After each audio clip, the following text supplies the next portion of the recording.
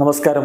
റാഫ്റ്റോക്ക് ഫുട്ബോളിലേക്ക് അവർക്കും സ്വാഗതം. ലാലിഗയിലെ സുപ്രധാനമായ ഒരു ഘട്ടത്തിലാണ് മാഡ്രിഡ് ഡെർബി ഇന്ന് നടക്കാൻ പോകുന്നത്. ഇന്ന് രാത്രി ഇന്ത്യൻ സമയം 1:30, അതായത് സാങ്കേതികമായി നാളെ പുലർച്ചെ ഇന്ത്യൻ സമയം 1:30 റയൽ മാഡ്രിഡിന്റെ മൈതാനത്ത് വെച്ചാണ് അത്ലറ്റിക്കോ മാഡ്രിഡും റയൽ മാഡ്രിഡും തമ്മിൽ ഏറ്റുമുട്ടുന്നത്. തീപ്പൊരി പോരാട്ടം തന്നെ പ്രതീക്ഷിക്കണം.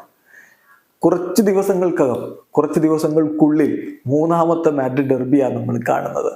സൂപ്പർ കോപ്പ ഡി എസ്പാനയിൽ നമ്മൾ കണ്ടില്ലേ, 5-3 അന്ന് റയൽ മാഡ്രിഡ് വിജയിച്ചതെങ്കിൽ കോപ്പ ഡെൽ റേയിൽ റയൽ മാഡ്രിഡിനെ അത്ലറ്റിക്കോ മാഡ്രിഡ് തോൽപ്പിച്ചത് 4-2. ഇനിയിപ്പോ വീണ്ടും ലാലിഗയിൽ അവർ ഏറ്റുമുട്ടുമ്പോൾ റയൽ മാഡ്രിഡിനെ സംബന്ധിച്ചിടത്തോളം ഇത് നിർണായകമായൊരു സമയമാണ്.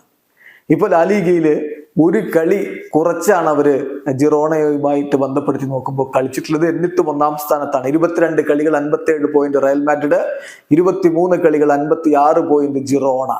ഈ കളി വിജയിച്ചാൽ ജിറോണയുമായിട്ടുള്ള പോയിന്റിന്റെ അന്തരം 4 ആക്കിയിട്ട് ഉയർത്താൻ റയൽ മാഡ്രിഡിന് കഴിയും. അതുകൊണ്ട് തന്നെ സുപ്രധാനമായ ഒരു സമയമാണ്. വിജയത്തിൽ കുറഞ്ഞതൊന്നും കാർലോ ആഞ്ചലോട്ടിയും സംഘവും ഇന്ന് പ്രതീക്ഷിക്കുന്നില്ല. പക്ഷേ ഡിയേഗോ സിമയോണി കരുത്തുറ്റ പോരാട്ടത്തിനുള്ള തന്ത്രങ്ങൾ ഓൾറെഡി മനഞ്ഞു കഴിഞ്ഞിട്ടുണ്ടാവും. 22 കളികളിൽ നിന്ന് 47 പോയിന്റുമായിട്ട് അത്ലറ്റിക്കോ മാഡ്രിഡ് ഇപ്പോൾ പോയിന്റ് പട്ടികയിൽ 4-ാം സ്ഥാനത്ത് നിൽക്കുകയാണ്.